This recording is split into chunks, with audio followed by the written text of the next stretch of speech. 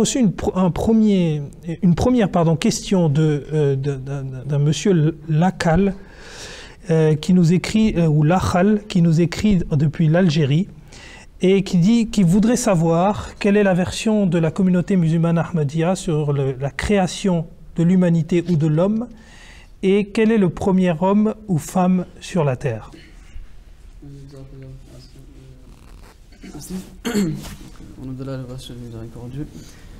Je pense que malheureusement la majorité des musulmans aujourd'hui croient qu'Adam est le premier homme sur terre et le premier prophète aussi. Une chose assez difficile à comprendre vis-à-vis de la logique de la science et du Coran lui-même. Donc pourquoi cela est assez difficile à comprendre?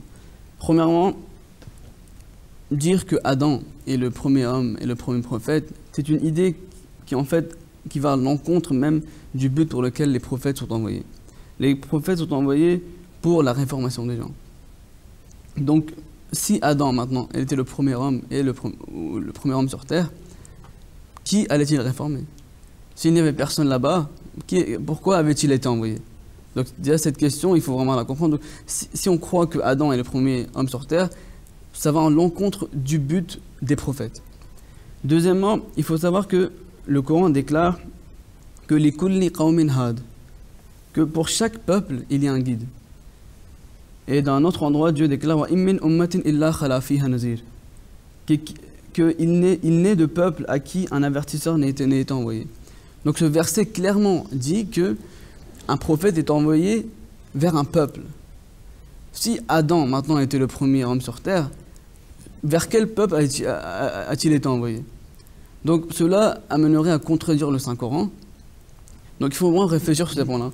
Troisièmement, il faut aussi savoir que Adam, l'Adam duquel nous venons, il est là depuis 6000 ans. Mais les découvertes ou la science aujourd'hui dit clairement que la présence humaine, elle date d'au moins 55 000 ans. Et par exemple, je vais mentionner un exemple, en ce qui concerne les aborigènes d'Australie, les scientifiques pensent qu'ils ont vécu ici pendant au moins les 40 000 dernières années. Donc, il faut aussi comprendre que le Coran, c'est la parole divine. Et la science, c'est l'acte de Dieu.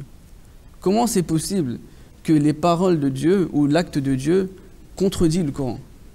Car en fait, le créateur de l'univers, c'est en réalité Dieu. Donc il faut aussi réfléchir à cela. Maintenant, je vais un peu aller en détail avec le point de vue du Saint-Coran.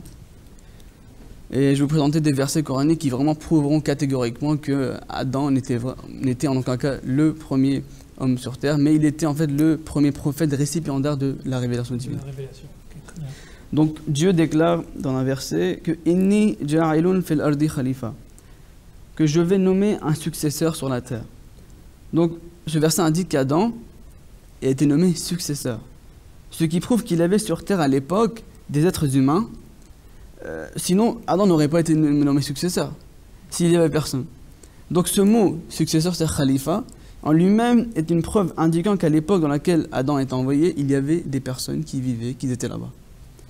Après, il y a un autre verset dans la même sourate, sur Al-Baqarah, où Dieu déclare à Adam, où maintenant il faut vraiment réfléchir à ce verset. Un verbe au pluriel a été utilisé. Dieu déclare ihbitu minha jami'a. Donc là, si Adam était vraiment la seule personne présente au moment, Dieu n'aurait jamais utilisé du pluriel. Ici, on voit clairement ihbitu, le pluriel utilisé pour plus de 3 personnes en arabe. Donc, il faut vraiment, le Coran, c'est pourquoi on dit Dieu déclare, il faut vraiment réfléchir sur les versets coraniques. Donc, une chose assez claire, mentionnée dans le Coran, mais la majorité des musulmans aujourd'hui n'ont pas compris ces choses-là. Je pense que je vais terminer cette question avec une vision de Muhyiddin ibn Arabi, pardon.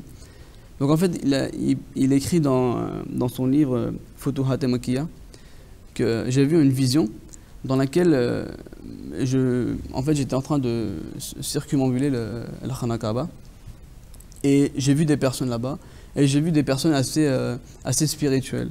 Donc la première personne, je lui ai demandé qui es-tu ou d'où viens-tu? Et il a dit que je suis Adam. Et il a dit que de quel Adam parles-tu? Il a dit que... Ibn Arabi était choqué de voir. La personne lui répond, de quel Adam parle? Je suis l'Adam qui était là depuis 40 000 ans. Donc cette vision même d'un saint aujourd'hui, Mohammed ibn Arabi, qui prouve vraiment catégoriquement qu'Adam, le prophète, n'était pas le premier homme sur terre. Mais Adam, le prophète, était le premier homme récipiendaire de la révélation divine. Il y avait bien évidemment des gens présents à l'époque où le prophète a été envoyé, mais Adam, le prophète, était vraiment la personne qui en fait a réussi à avoir la révélation divine. Et non, donc il n'est pas le premier homme sur terre. Jazakumullah donc pour cette réponse assez complète et